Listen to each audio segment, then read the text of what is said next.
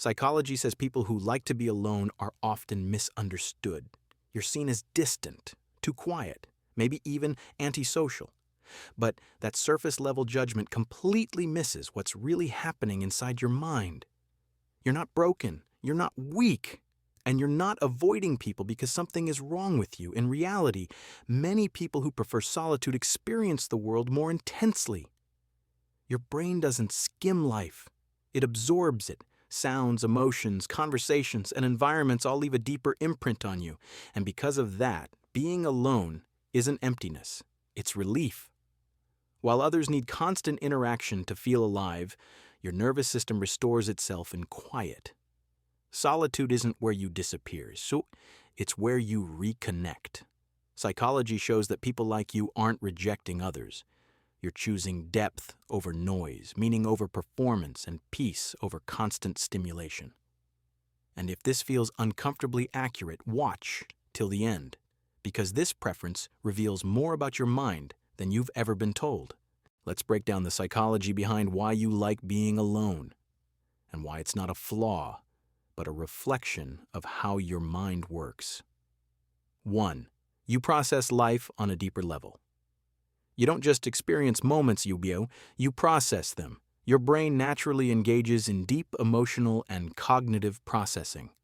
Conversations replay in your mind long after they're over. Small interactions carry meaning. You reflect, analyze, and connect patterns others overlook. This depth is powerful, but it also consumes mental energy. In loud, fast-paced, or socially demanding environments, your brain works overtime. You're not drained because you're fragile, but because you're mentally engaged at a higher level. Being alone gives your mind space to integrate emotions, thoughts, and experiences.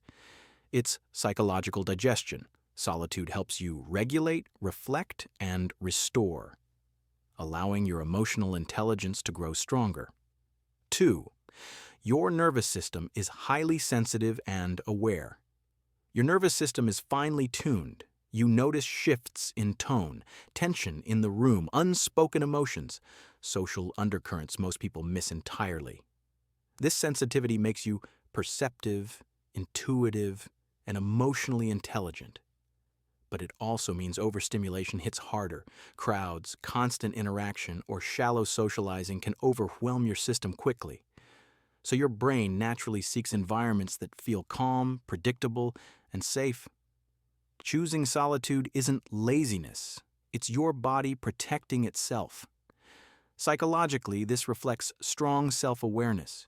You recognize when you need quiet, emotional distance, or rest, and you honor that instead of forcing yourself to perform for approval. 3. You're comfortable with your inner world. Many people fear being alone because silence forces them to confront themselves. But you don't fear it because you've built a relationship with your inner world. You don't need constant external stimulation to feel real or worthy. You can sit with your thoughts without panicking. You can be alone without feeling lonely. This independence from external validation signals emotional maturity. You've learned how to self-soothe, self-validate, and find meaning internally. That's why solitude feels grounding instead of empty. You're not isolating, you're self-sufficient. 4. You value depth over surface-level connection. You're not interested in shallow interaction. Small talk drains you. Forced social roles exhaust you. Relationships that lack honesty or emotional safety don't feel worth the effort. So you become selective, not because you dislike people, but because you respect your energy. Psychology shows that people who enjoy solitude often have higher standards for connection.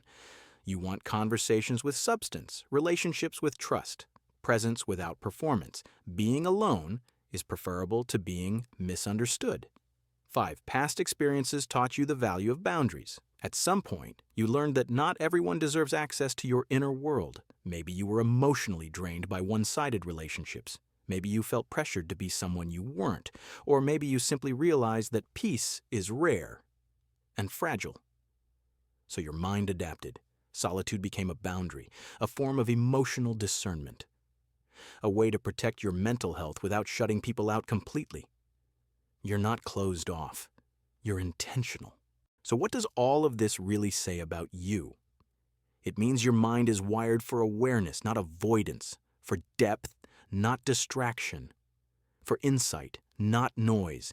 Nothing is wrong with you. You have a rich inner world, one that doesn't need constant external input to feel alive. Your intuition is strong because you give it space. Your emotional intelligence is high because you reflect instead of react. You don't seek solitude because you lack connection. You seek it because you understand its value.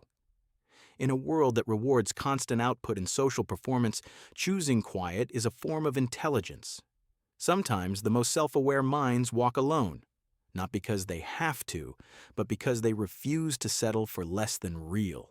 If you want more psychology videos that explain your personality in ways school never taught you, subscribe to Psychology Behind You. The next video might reveal something about yourself you've never noticed.